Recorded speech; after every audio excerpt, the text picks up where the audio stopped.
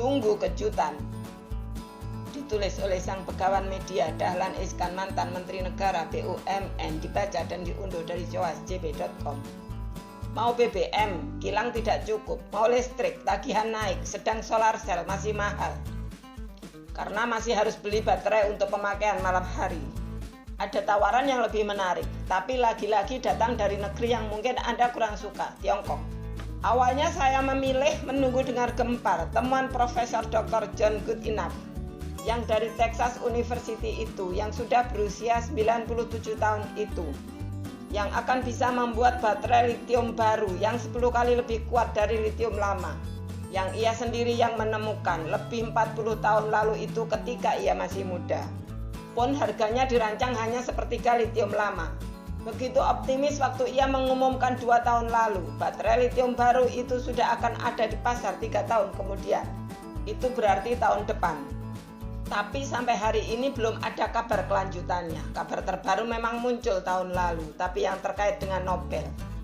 Profesor Goodenough menerima hadiah Nobel bidang kimia untuk penemuan litium di saat ia masih muda dulu. Sudah lama para ahli menganggap beliau memang layak mendapat Nobel itu, bahkan sudah telat sekali. Untung beliau berumur panjang. Tapi kapan litium baru itu diproduksi? Jangan-jangan masih akan 3 tahun lagi untuk ulang tahunnya yang ke-100. Atau jangan-jangan pembaca Disway yang lebih tahu perkembangan terbaru dari Profesor Goodenough itu. Please, beritahu saya. Sambil menunggu itu justru muncul kejutan dari itu tadi, Tiongkok.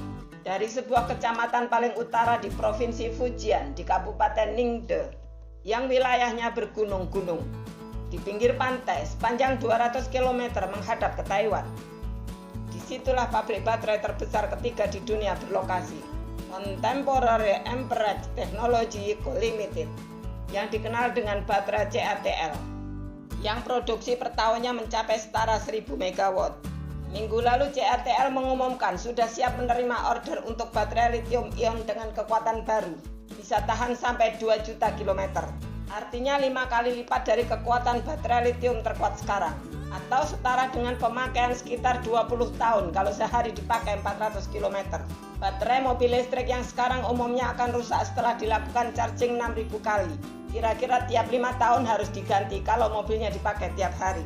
Hanya saja CATL masih meninggalkan teka-teki apakah harganya juga lebih murah.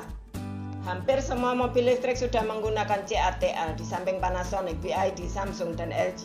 Panasonic Sanyo Jepang dan BYD Tiongkok adalah produsen baterai terbesar pertama dan kedua, tapi CATL akan bisa menyalip mereka.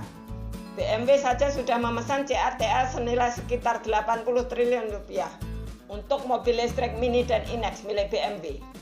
Tesla juga terus memperbesar ordernya. Kini CATL juga ekspansi ke Eropa, membangun pabrik baterai di Berlin. Juga menjalin kerjasama dengan pabrik mobil listrik di Finlandia, Valmet Automotive, yang 34% sahamnya dimiliki pemerintah Finlandia. Valmet ini dulunya memproduksi mesin besar untuk pembuatan kertas. Tanyalah para pemilik pabrik kertas, seperti apa mesin buatan Valmet itu? Pastilah jawabnya, terbaik di dunia. Saya pernah ke Valmet 2 kali untuk membeli mesin itu. Lalu datanglah ramalan baru, dunia akan tanpa kertas. Valmet pun banting setir. Valmet mengerahkan kekuatannya untuk memproduksi mobil listrik. Kerjasamanya dengan CATL berarti Valmet punya sumber baterai yang handal. Sebab arti sebenarnya dari kerjasama itu adalah CATL ikut menjadi pemilik Valmet Automotive dengan kepemilikan saham 22%. Tidak menyangka Kabupaten Ningde yang dulunya amat miskin berubah jadi memiliki pabrik baterai terbesar ketiga di dunia. Alamnya yang bergunung-gunung telah dimanfaatkan untuk sumber listrik tenaga air terjun. Berkat listrik murah itulah muncul industri logam di Ningde. Gunung-gunungnya itu ternyata juga mengandung bebatuan berharga. Maka kabupaten ini punya produksi granit yang amat besar. Salah satunya Anda sudah dengar, Vading Black. Belakangan diketahui pula kekayaan lain di bawah gunung itu, silikon, yang nilainya melebihi granit. Ningde pun memiliki industri tambang bernilai tinggi seperti magnesium, zirconium, dan pemurnian silikon karbid. Masih ada yang lebih bernilai lagi. Ningde melahirkan seorang bayi bernama Zheng Yukun, yang ketika muda bekerja di galangan kapal milik BUMN di pinggir lautnya. Zheng lantas mengambil kuliah fisika, nilainya istimewa. Zheng pun meraih gelar doktor fisika dari Institute of Physics di China Academy of Science. Kini umurnya 52 tahun, kekayaannya sudah 40 triliun rupiah. Padahal CATL baru ia dirikan 9 tahun lalu, tahun 2011. Begitu cepat meraksasa, begitulah bisnis yang sesuai dengan zamannya. Di Eropa atau Amerika, nama Zheng Zukun lebih dikenal sebagai Robin Zheng. Mr. Robin, lebih mudah mengucapkannya. Orang Eropa tidak mudah mengucapkan nama Yu dan Kun, pengucapannya harus berbeda dengan tulisannya. Itu harus diucapkan dengan mulut setengah perot yang akan menghasilkan suara antara I dan U. Orang Sunda rasanya bisa melakukannya dengan lebih mudah. Peyem kekeh. Saya beberapa kali melewati Kabupaten Ningde, kampung Robin Zheng itu.